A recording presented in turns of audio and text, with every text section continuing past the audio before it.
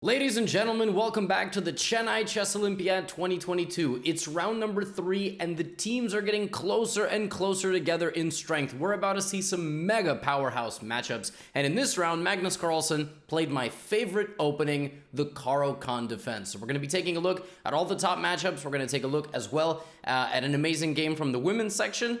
And we're going to keep rolling right along. And if you're enjoying the coverage, keep in mind that all of my courses are 33% off. Just use the code Olympiad if you want to support the content. First game, Norway is taking on Italy. Norway is the number 3 seed. And Magnus has the black pieces versus Daniel Vocaturo. Now, Norway outrates Italy on every board, and a lot of their average rating boost comes from the man rated 2864. Very interesting to see what Magnus is going to do in the Caro-Kann defense. First of all, it's interesting to see what a 2600 will do against Magnus, and he chooses to play the exchange Caro. So he doesn't try to get tangled with him in the various variations of the advance. Whether c5 or bishop f5 was going to be played, we will never know. Instead, we have this variation, and Magnus plays a sideline for sure, but a line that's definitely been played. Like, black can generally play for a quick e5. Black can also play, black can also play queen c7, preventing bishop f4. Black can play various g6 setups as well. Magnus plays e6. Now, that move is intended to temporarily block this light squared bishop, but develop in a style that's imbalanced. So not playing the knight to f6, but developing in this kind of non-standard way of knight e7, and then both sides are castling. So white is always a little bit better here. This is always going to be a sideline for black because, because if it wasn't, then everybody would play this way. I mean, as you can see, black doesn't have really good center control. White can just very calmly put a knight on e5. And a couple moves later, Vocaturo forced the queen that way and then traded queens. And it was sort of clear white was taking a no-risk approach. Like, Vocaturo was gonna play an equal position, and as long as Magnus was taken out of the equation, the rest was kind of up to the team. And Magnus tried. I mean, the truth is Magnus did try. He tried to attack in the center. He created this imbalanced pawn structure. But then Vocaturo, like, just very deliberately, you know, he didn't have to play bishop b5. He can play f4, controlling this. But he got it into a knight versus bishop situation. He played f4, which completely neutralizes the move e5. And now you just have to deal with black's potential counterplay on the queen side, which is exactly what Magnus went for. Actually, he did it on both sides. Yeah, here, as you can see, white has blockaded this and anticipates this, and that does happen. Magnus does, in fact, try to instigate a little bit with the move b4. And Vocaturo plays rook a1, trying to fight back on the a file. Right here, we have a funny moment after c takes b4. You can actually, black can just play e5. So black can completely ignore this, because obviously this rook is hanging, but also just tripled pawns. Vocaturo doesn't even do that. He just plays rook e1, and, you know, Magnus again trying to instigate on the queen side, but the pawns just fall off the board. And actually here, Magnus sacrificed the pawn. If you notice that black is actually pawn down, but even Stockfish is trying to say black has some chances here, but white is just too solid. There's really not much to be done.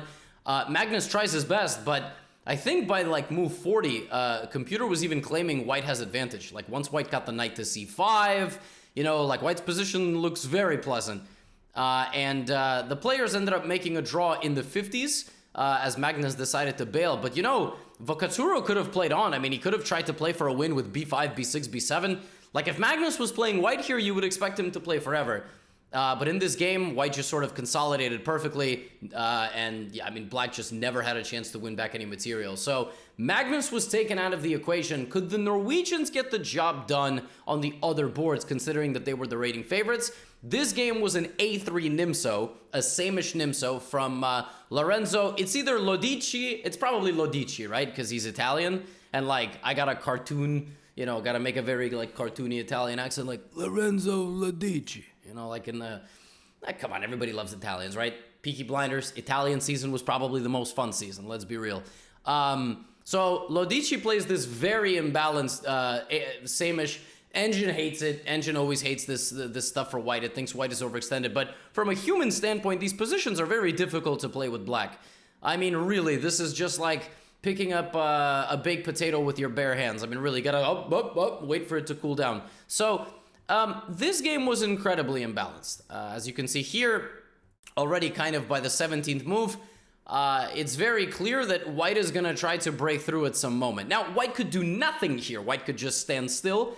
And you kind of see, you know, Yoon Ludwig's like, well, I'm the higher rated player. I mean, I probably need to instigate a little bit, right? Queen a4, but here comes h4. Yoon Ludwig fights back. Bishop c2 kicks out the queen, but now f5, right? Yoon Ludwig drives the knight into f4. Okay, you can take that knight, and he's still trying to fight back on the queen side. But what ends up happening by move 30 is white is temporarily up a pawn right here, and now up 2 pawns. So Yoon Ludwig gives away 2 pawns, and rather than taking back this and getting pinned and having to deal with this, he just plays a position down 2 pawns. Now 2 pawns is 2 pawns. I mean, white doesn't have a bishop, but if that bishop ever gets back into the game, it's going to be felt. And the players get low time. So now, like, both sides got 1 minute to play about 10 moves, right? Because it's a 90-minute game. Well, you just got tactical fireworks. Yoon Ludwig tries to, you know, get his rook in and try to take a couple of pawns, but suddenly white is arriving, and he drives the knight into g7, trades off the rooks, queen d7, but now h5, and we are just knocking on that king's house. King g8, queen e3, and I guess Yoon Ludwig thought there was a tactic here with queen takes d1. If you take, king f2, king h2, this is a fork. But after queen d1, white doesn't have to do anything. White can just take on g6. And black here has to find hg zeros. Apparently, this is a draw. Like, apparently, white can, you know, play queen g5 and black has some defense with queen d6, knight f5, I don't know. Queen e6, it's a repetition of moves. But queen f1 played and the king goes to safety. And Yoon Ludwig resigns. And combined with a win on board 4, Italy beats 3-seed Norway. 3-1. That's amazing. What a massive upset to take down the 3-seed, including the team of, including obviously the team that has Magnus Carlsen. So on board 4, it was Francesco Sonis, or Soni. Is it Soni? Italians, tell me. S-O-N-I-S. I always say Sony, but I just feel like I'm cutting off an S. Is it Sonis? I don't know. But he beat Johann Sebastian Christensen. So yeah, crazy. Norway goes down. Other top boards, we finally see a game from India. The only reason I haven't featured more Indian games is because it's the first few rounds. So the Indian teams have been playing against lower rated teams. I mean, I know it's in India. We have a lot of Indian viewers, and even people who are not from India want to see Indian players, but I don't want to like always show people like bullying other lower rated players. You know what I mean? This is a big matchup on board 1 against Greece. And we have a Catalan-esque position, and now we have a Catalan actually with d4. Black chooses a very solid setup with kind of like triangle system, b6, bishop a6. Hare Krishna plays for a direct center attack. So Hare Krishna plays e4 and e5, and the players get a very odd structure. So white just kind of playing, you know, to take some space over here, various knight h2 rerouting ideas. You'll notice that all of black's pieces are over there. So the king kind of low-key, aka high-key, aka watch this game, might come under some pressure. Might be some serious pressure on the king side. So pawn structure gets clarified, right? We have, well, I'm waiting for it. There we go. There we go. Pawn structure is clarified. And, you know, it's clear that black wants to fight here and here. But there ain't a whole lot over there. Not a lot of pieces. So black plays queen e7, Hare Krishna plays knight g4, and this is already kind of a serious brewing threat, which somehow black just totally, I guess, misevaluates. I mean, I guess black thought knight h6 was coming. So for example, knight h6, gh, bishop h6, like something like this with queen g4 ideas, but then maybe black thought there was f5. But Hare Krishna uncorks savagery here. Bishop takes h6. Check. Check. Now you threaten mate. The king comes here to defend. And now a beautiful final kiss of death. How does white break through and win the game on the spot? It's not the most obvious move, but it's very aesthetic. Bishop takes d5. 2 bishops get sacrificed. The point is that if you take, the f5 square is now free. I check you back into the corner, and now nobody can stop this. You would have to sack your queen, lose a bishop, game over. Beautiful move. And then if you don't take, if you play bishop d3, for example, it doesn't matter because I got this and I'm still going to get my bishop or my queen to e4 or just in general that diagonal. And Hare Krishna wins a brilliant game in 30 moves. And India wins on board 1 over Greece with the score of 3-1, if I'm not mistaken. Yes, 3-1 indeed. Now, we go to another top seed. Shankland versus Gelashvili. This is the matchup of board 4s as United States takes on Georgia. And E4, not the state, by the way, just gotta tell the Americans that there's a country named Georgia, you know. C5, Europeans know, you know, people from all over the world know. I'm just saying, the country, all right? Knight F3, D6, yes, there's a country named Georgia. Did you know that? D4 takes here, and we have what's called a classical Sicilian. This is the Rouser variation. And early on in this game, White had what's just a kind of traditional structural advantage. So if you just look at this position, White has better structure, Black has kind of split pawns. Now, in exchange for having the kind of damaged pawns, Black will try to attack, use that pawn as a breaking up kind of mechanism, open B file, strong knight in the middle, and maybe advancing forward a little bit with the queenside pawns. And that's exactly what Gelashvili did. And Gelashvili got a great position. Like, very quickly the game turned around. F5 was played, knight F4 was played, and here, according to Stockfish, queen G5 and bishop C6 were just two moves that gave Black a very good position. In the game, Gelashvili chose to play bishop C6 immediately. He could have played bishop B5. He could have even played, apparently, bishop E8 to go here. Yeah, so he was better. He had a really nice position. The thing is, really nice positions don't mean that you just win them. You have to make moves. And here, apparently, he had to play bishop F3. And after rook F3, for example, he had to play G5. This is what he had to do. Expand the pawns in front of his king. Stockfish was loving this position for Black. Thought the knight on F4 was a menace. And White was in serious trouble. But you have to play moves. And Gelashvili didn't exactly do it in the right way. He kind of simplified and allowed Shankland immediately back into the game. So when you have the pressure in general, you don't want to trade too many pieces because you might relinquish your pressure, right? That's just sort of how it works. Now, Tamaz knows that. Tamaz might have just had one moment in this game to take the advantage and then missed it and thought he was just simplifying. The problem is that now, remember earlier I described the problems of Black's position, the scattered pawns, kind of the potential weaknesses. Black was offsetting those weaknesses with dynamic play. Now that that dynamic play is potentially gone, problems start to happen, right? The endgame is always going to be better for White, who now kicks out the knight, no longer has a weak king, and has many, many, many weaknesses to try to feast on, right? C5, A4, E6, not to mention the knight is sort of a weakness in and of itself. It can't move forward at all. And now we're going to see the 2700 go to work. He plants that knight, he advances and takes control of the G6 square. All of Black's pawns are now dominated, all of them. Here comes rook D3 to take control of the file. Now, position is equal. Sure, but it's a lot easier to play with White. Rook D2 defending the pawn, King H2 defending the other pawn. Queen E8, right? Also remember, players are getting lower on time. And it takes around 40 moves. But suddenly the pressure is starting to mount. The pawns are starting to be questioned, all right? Black's defenses are now going to start being limited. And limited they become quite quickly. Because now it's a queen and knight endgame. But the worst part is the threat of the queen trade to get those pawns is huge. Look at this. The knight will just gallop, eat everything, and go. And that's kind of what happens. Actually, Sam does a very nice job of just bullying the black pieces, walking his king over, and at some point those pawns will fall. All right, I just have to keep clicking the forward arrow. There they are. And notice how this knight just never got into the game, right? So Black had certain positional problems that he was solving with being aggressive and trying to use the open lines, but once he never was able to kind of get any sort of play, White's king made it all the way to A2. Can we just acknowledge that real quick?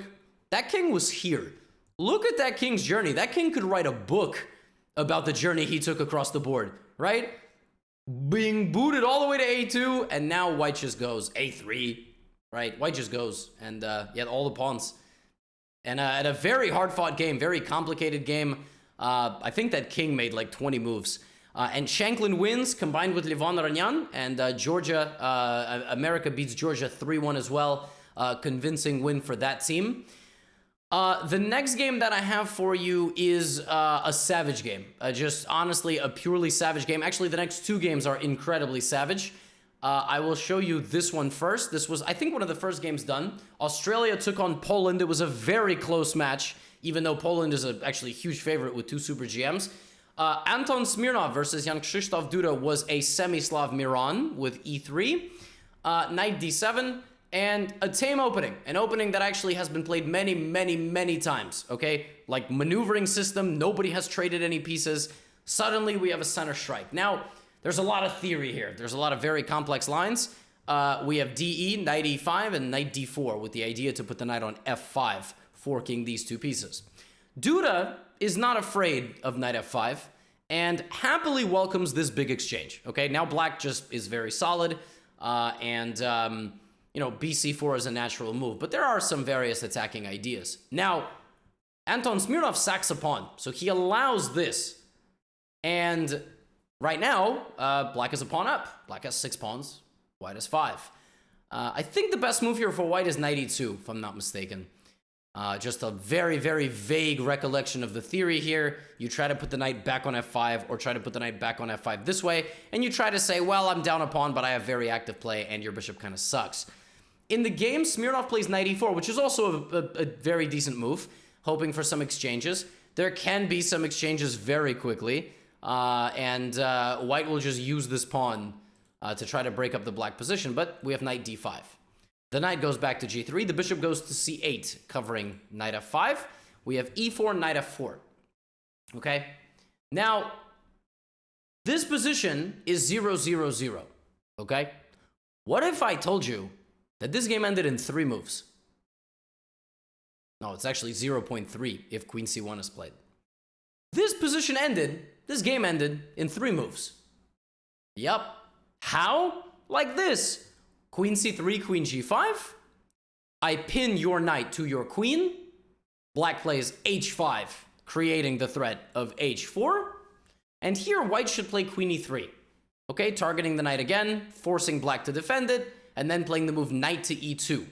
All right, trying to again apply a little bit of pressure over here. This would be a check, and then play would go on. Okay, black would try to use the extra pawn. Instead of that, after the move h5, instead of playing queen e3 and then knight e2, white played knight e2 immediately. And lost the game on the spot. Black to play and win. You have 5 seconds. Go ahead.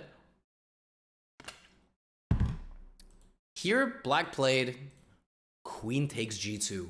That is amazing. What a savage move. You have to take. And then I fork your king and queen, and I win a knight in the process.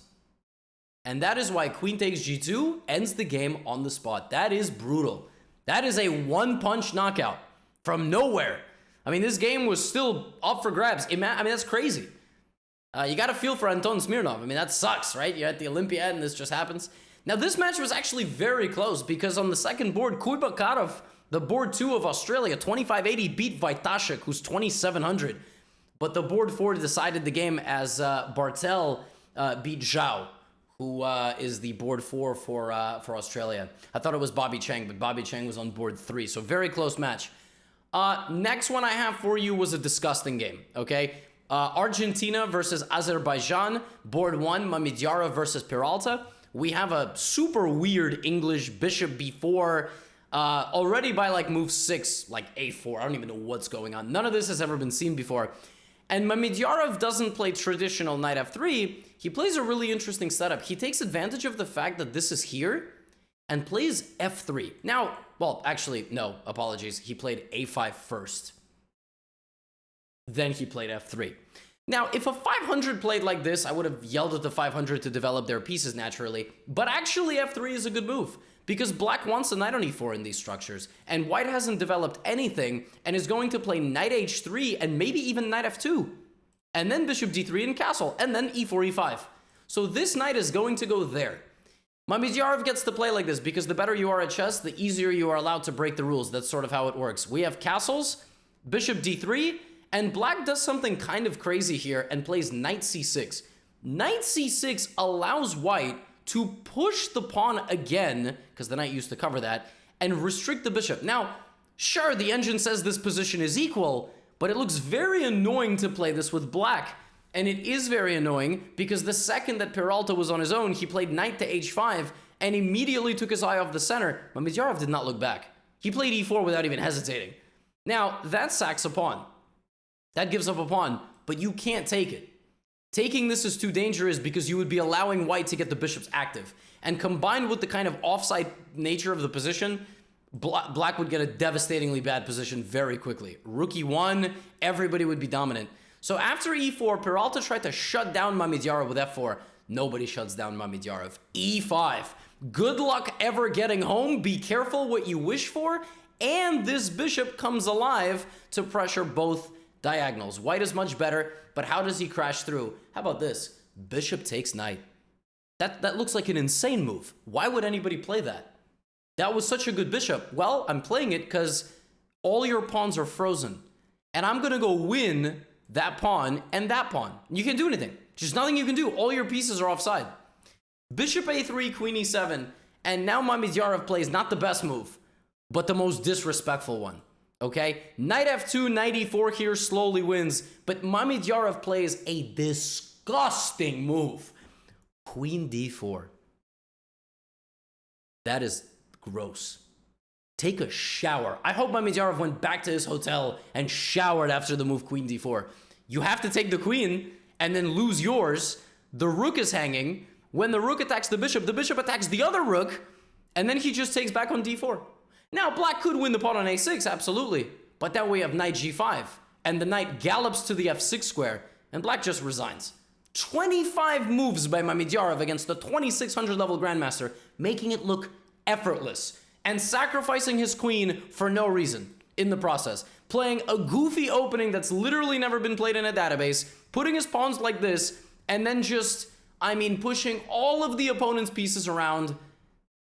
And come on, queen d4, good lord. Azerbaijan took down Argentina by the score also of 3-1, as Mamedov beat Perez Ponza on the second board. Now, the next game that I have for you is from the women's side. This was the matchup between Kazakhstan and Peru. This game was sent to me by a subscriber. This was a fascinating game. So it was a London.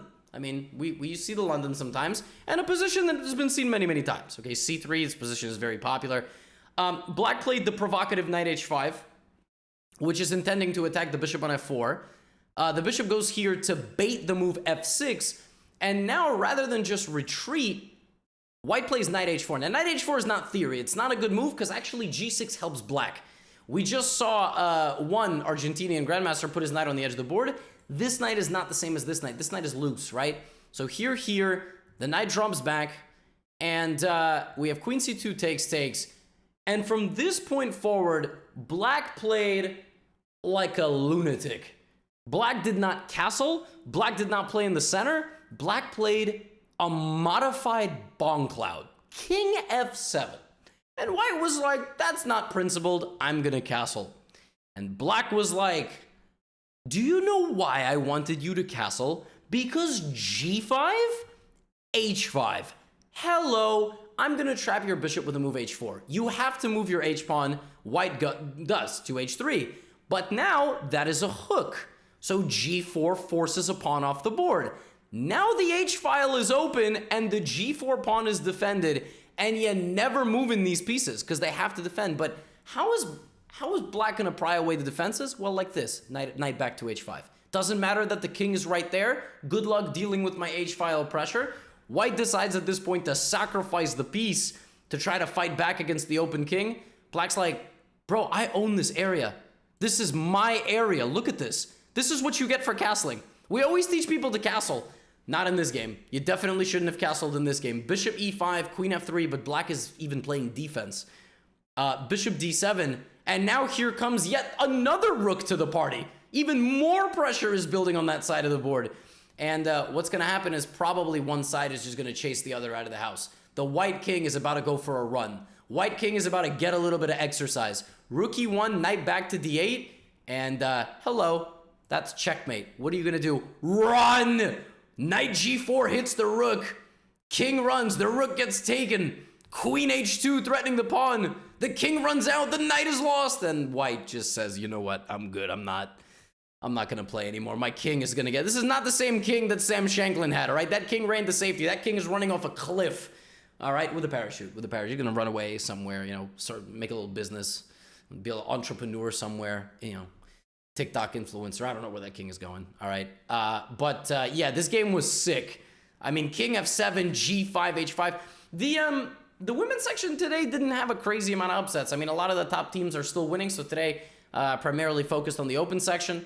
And I have 2 more games for you. So first of all, the next matchup kind of down the list was Chile versus France. France is playing without Ali Reza and without Maxime Vachier-Lagrave.